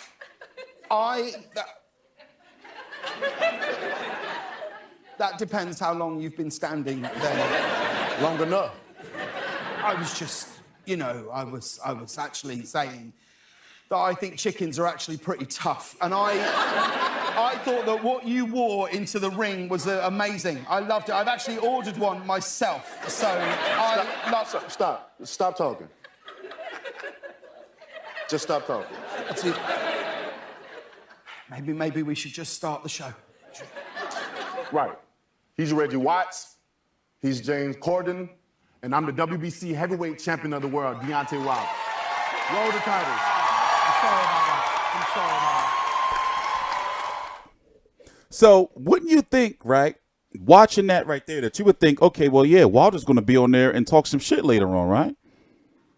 He didn't. So can you imagine how pissed I was when I sat through that whole damn episode till damn near 2 o'clock in the morning? Tired as shit, and he didn't show up because I was going to cover it because this was the time that Anthony Joshua in like the middle of the night UK time posted his tweet about how all of a sudden he's ready to fight, Deontay Wilder. He didn't show up. That was it. That was the beginning of the show. So I was like, oh shit, he gonna sit there and talk some shit. He didn't talk no shit. They had motherfucking Jeff Goldblum. He used to be the man when he was younger. My grandma used to love him. R.I.P. Grandma. But. Right? Hands down. It wasn't even close. He was roasting him. He was roasting Deontay, though. He was roasting him. I wonder if he knew before he came out that he was going to get roasted. I wonder if he knew.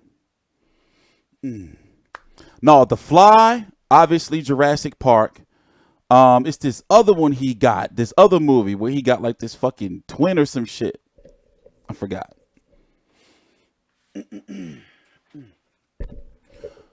All right, so I'm going to try to get to some of these questions. Let's see what we got here in the chat before we bounce. Because I still got to get 3 videos. I got to get 3 more videos out. I still got to cook dinner. And then tomorrow is the Cecilia Bracco's press conference. Loma Pedraza is probably tomorrow too. Got to get videos. I thought I was gonna have a light week. I do want to play some Fight Night bad though. We might do a late night stream. I got to blow off some steam. I got a pressure fighter now. Okay. Do you think that? Oh wait, let me read this. Let me slow down the chat. Oh, I can't do it. Damn. Do you think we can clean up the bad judges' scorecards? Maybe 3 bad scorecards, suspended. I know it's subjective. I think we need an overriding judge, especially. Especially for example, is it difficult to have an overriding judge for championship fights? Is it difficult to have a judge for championship fights? I mean, overriding judge. So let's say, for a regular fight, they have the 3, but then if it's a championship fight, then there has to be an overriding judge, right? How hard would that be to implement? How hard? The World Boxing Super Series had it. Tournaments have those. Like, how hard would it be to implement? But you have to ask the question this: do the promoters really want it? That would really speak to if there was. I don't know why I keep saying Felding. I covered that man for years, and all of a sudden I just started calling him Rocky Felding this year. Maybe it has something to do with the coma. That leaves it open to more corruption. True. Something's got to, something's got to change. You know how easily accessible the judges are? Like, they can just leave and walk out. You can go fucking meet them at a bar somewhere. I swear, I was walking out. I forgot whatever car it was, Julie Letterman. And as I'm walking to the train, she was right there. And I was thinking, damn, what if I had like some bread and I had a fighter and I could just walk up to one of these, not her, I'm just saying I could just walk up to one of these judges and say, here's this envelope. You know what I need you to do. It's already dirty anyway. But honestly, I think that these judges don't know what the fuck they be doing. It's just a job to them, and they don't get paid very much. And also, if you go look at the judges, for example, let's go look at Mr. Alejandro Roshan. You'd be surprised how many fights that they judge in like a short period of time, like bullshit fights too. Then they get a call for a big fight.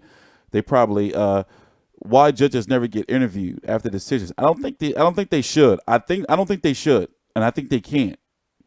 Some may do an interview every now and then, but I don't think they should, in my opinion.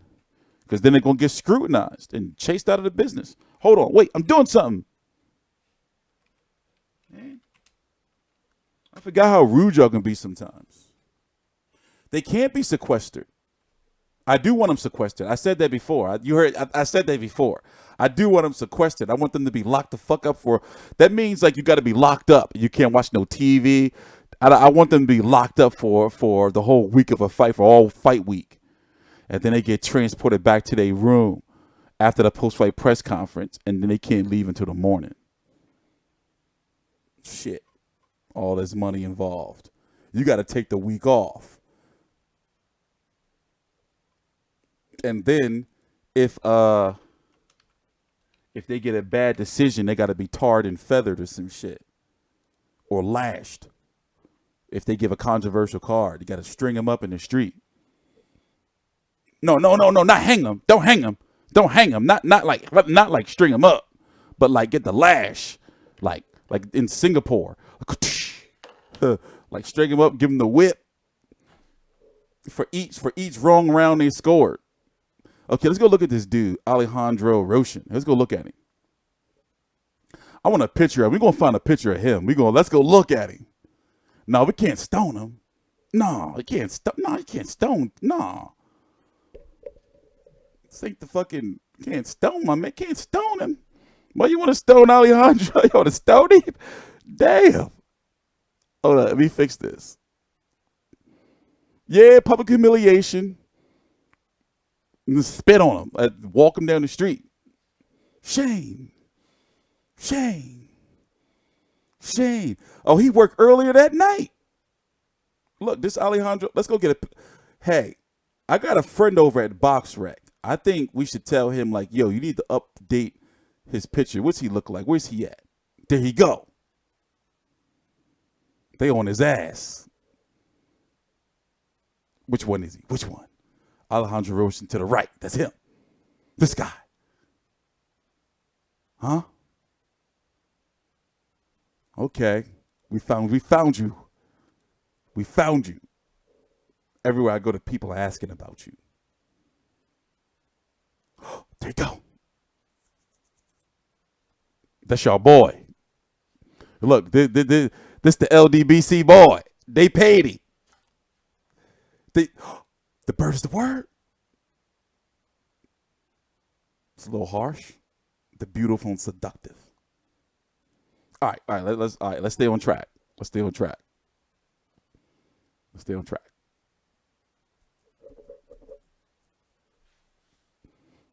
So look, BoxRec is just a beautiful, beautiful tool. Actually, truth be told, they should be sponsoring me. Truth be told, can I get a motherfucking t-shirt or something? But all right. So he's from Chulo Vesta, California. He was born in Mexico. So he was on a contender. All right.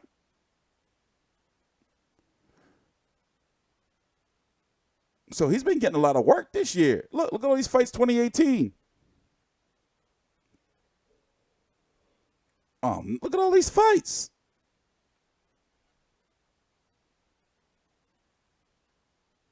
He's overworked. How many fights per page? How many fights per page? I say we give him a second chance. Add him to Wilder Fury 2. Let him redeem himself. Damn, this dude been working his ass off. He's judged over, according to BoxRec, he's judged over 1,000 bouts. Seemed like the motherfuckers was this year. He was tired as shit. He was burnt out. Look, we already on page 5. Oh, nah, bro. Oh, nah. So what I'm going to have to do, I'm going to have to go through his whole shit and look for controversial decisions because, see, we skimming through. Look. Oh, no, this is 2017. So, okay, let me count how many pages is. Oh, man, we got to do this shit. Let's count how many fights per page. All right, so 1, 2, 3, 4, 5. Damn. 1, 2, 3, 4, 5, 6, 7, 8, 9, 10, 11, 12, 13, 14, 15, 16, 17, 18. Okay, so that ends 2018, but we're trying to see how many on each page. 18. Damn. Where'd I stop? Okay. 1, 2, 3, 4, 5, 6, 7, 8, 9, 10, 11, 12, 13, 14, 15, 16, 17, 18, 19, 20, 21, 22, 23, 24, 25.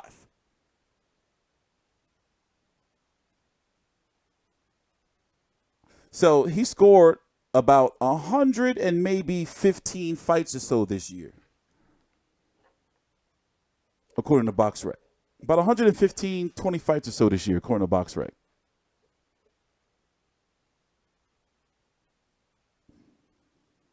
I say 20 because page 5 right here. If we go.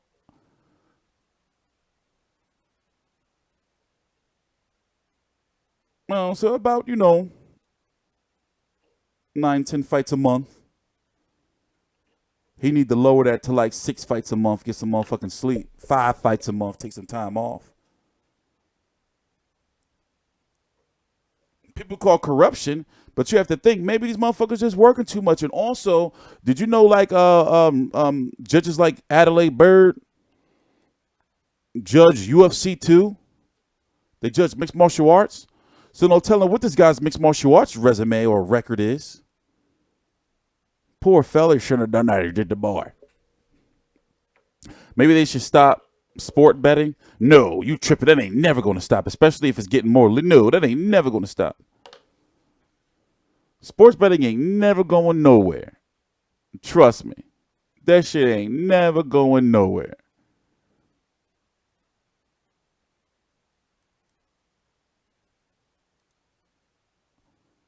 This guy had Mayweather losing to McGregor?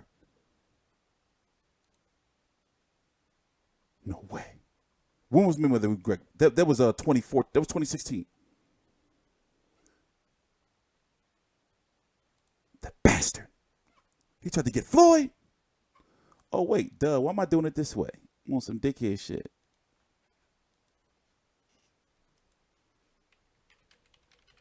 On some dickhead shit. Where you at, Floyd? No, not you. Not you, senior. Why are they making this shit so difficult? Just give me Floyd.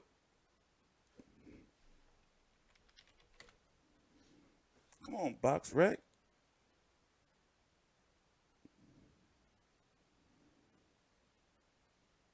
Oh, you tripping. I should have known that. I motherfucking covered the fight. Who was that judge that tried to rob Floyd on the Canelo call? Oh, that was Madam C.J. Ross. We ain't seen her since. That was the last fight Madam C.J. Ross ever did in the business. Look. You don't try to rob Floyd. You ain't. Look, he got C.J. Ross out of here. It was her last fight she ever judged. The backlash was too severe.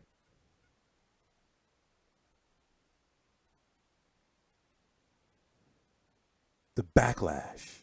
Madam C.J. Ross. I remember her. I remember her so vividly. Madam C.J. Ross. She had some shit with her.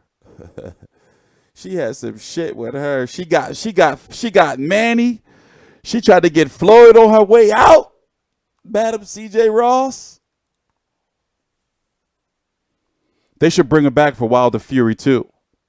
They should bring her back. They should call her up for special duty. They should call her up for special duty. She got Manny. Remember she got Manny?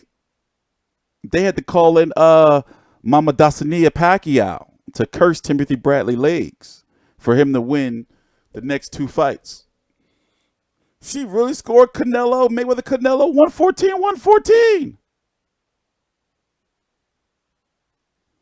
That's when I knew, like, yeah, you ain't gonna never get no cards against Canelo nowhere. You gotta knock his ass out. They just have the three worst judges ever. You would have C.J. Ross. Who else? What was that other one? Adelaide Byrd. Right? Who else? C.J. Ross, Adelaide Byrd, and who the other one?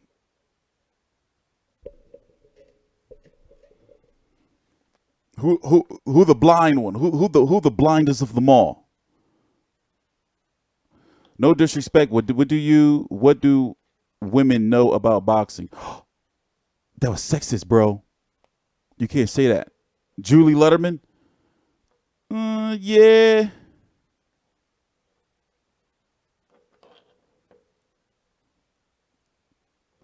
Yeah, who judged Jeff Horn versus Manny? How much time we got left? Oh, shit. We were supposed to end 3 minutes ago. Y'all should have told me.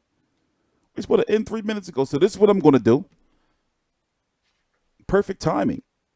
6:53 p.m. Eastern Standard Time. So I'm going to start dinner. Start getting out some videos. I got to set up tomorrow's streams. We probably got another 3 streams this week, man. And then with the Matchroom streams, they'd be early in the morning for the Kell Brook. He real pissed Amir Khan won't fight him. Or is Amir Khan just dropping names? Yeah, I used to box when I was younger. I didn't have the discipline, though. He just be dropping names, man. People think that, I've been hearing from quite a few people that they don't think that Amir Khan really want to fight Terrence Crawford. He just, throwing his name around. See, Amir Khan going to get knocked out, but he want to get knocked out by somebody else that's not named Kell Brook. We know he's going to get knocked out. But he just don't want to get knocked out by Kell Brook. That's the thing. Which I think is stupid. Man, get that payday. Kell willing to kill himself to get down the weight. They got a dark-ass history. They got a real dark history. I'm talking about some sinister shit between them two. I can't talk about it. And that's why I want the fight to happen over there. That shit is bright. T-shirt, you the best. Other boxing channels are biased. Thanks, L Dog, with that New Zealand. What do y'all call money over there in New Zealand? Brook's higher ranked than Khan now. I think he is because Eddie Hearn won't maneuver for him. Eddie Hearn won't maneuver for him. That's why. You know? Khan don't care about the money. Khan don't care about the money. He don't care about the money. Thanks, L Dog. I thought that shit said New Zealand dollars. Have you watched Walk versus Spielka? Yeah, I watched I didn't cover it because I remember it came on it wasn't a stream. No, it was a stream, but I couldn't. It was another fight going on at the same time. But I watched actually I only watched the opening. I got to get to that.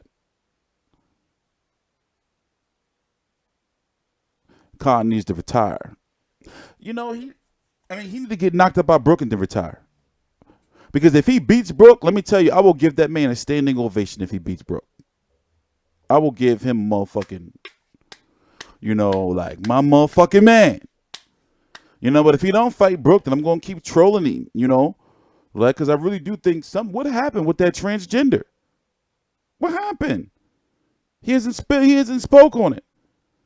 Everywhere I go, the people are asking about it. If you don't know, some crazy, crazy, bizarre story came out that basically Amir Khan had a transgender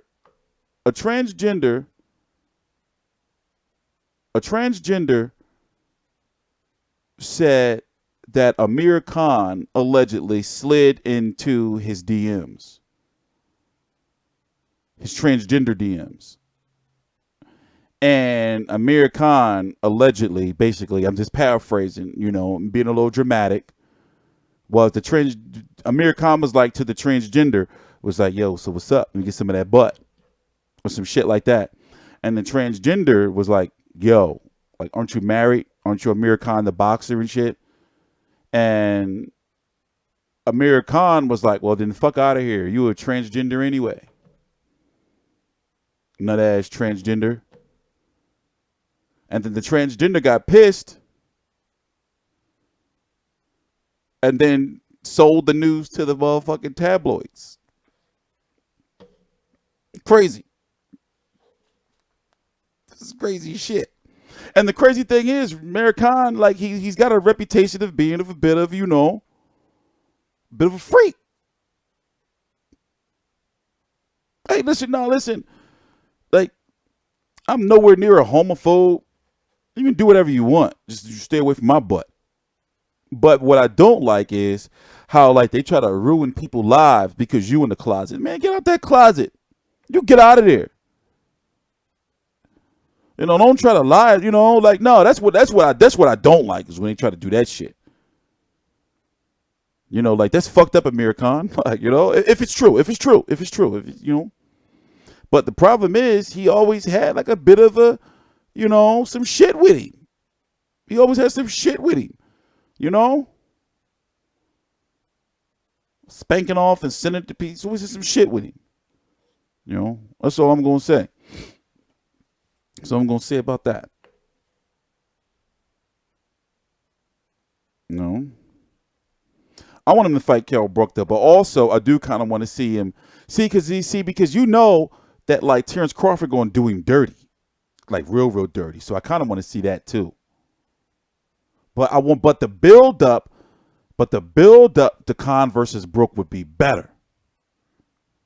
And I think it would be more satisfying to see him get knocked out by Brook.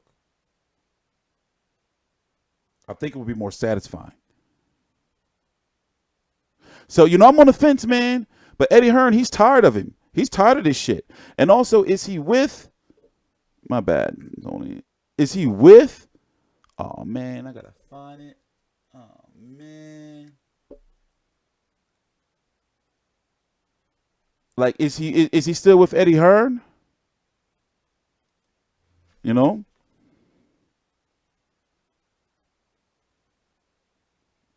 Is Hearn going to allow him to fight Crawford over on Top Rank on ESPN? Does that violate Hearn and Matchroom's contract with the Zone and the Zone fighters being available for ESPN? Matchroom fighters being available for the Zone?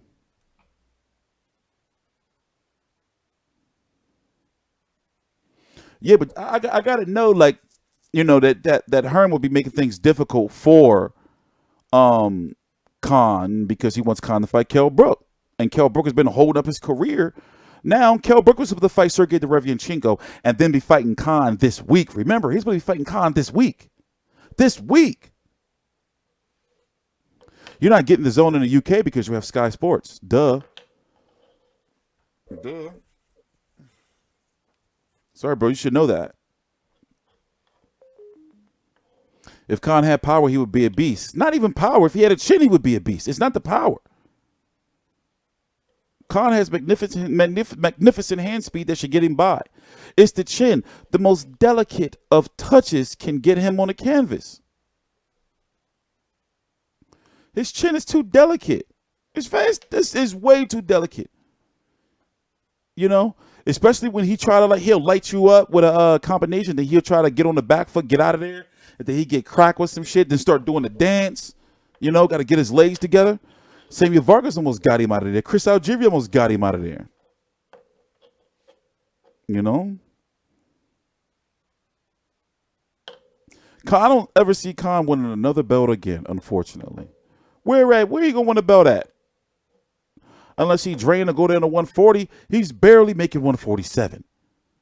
Did you see the state of him lately? How big he is now? He's barely making 147. You know? Nah, that wasn't right what he did to that transgender. Like, they still people. Like, you'd be surprised what them people be going through. Like, you know? And then he think he just gonna come get some butt out of nowhere. Connor's on some weirdo shit.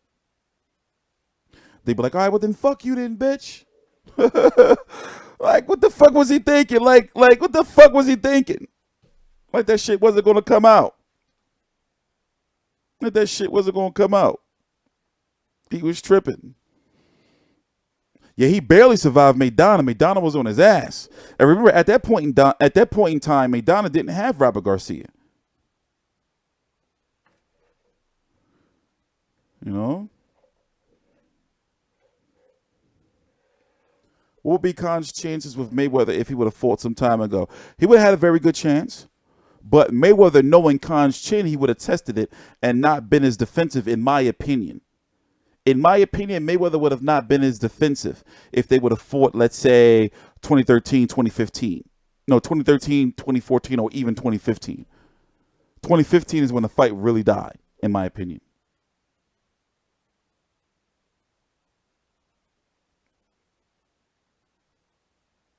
There was more fan appeal for Marcos Maidana. The Amir Khan fight wouldn't have did as well as Marcos Maidana. I'm sorry.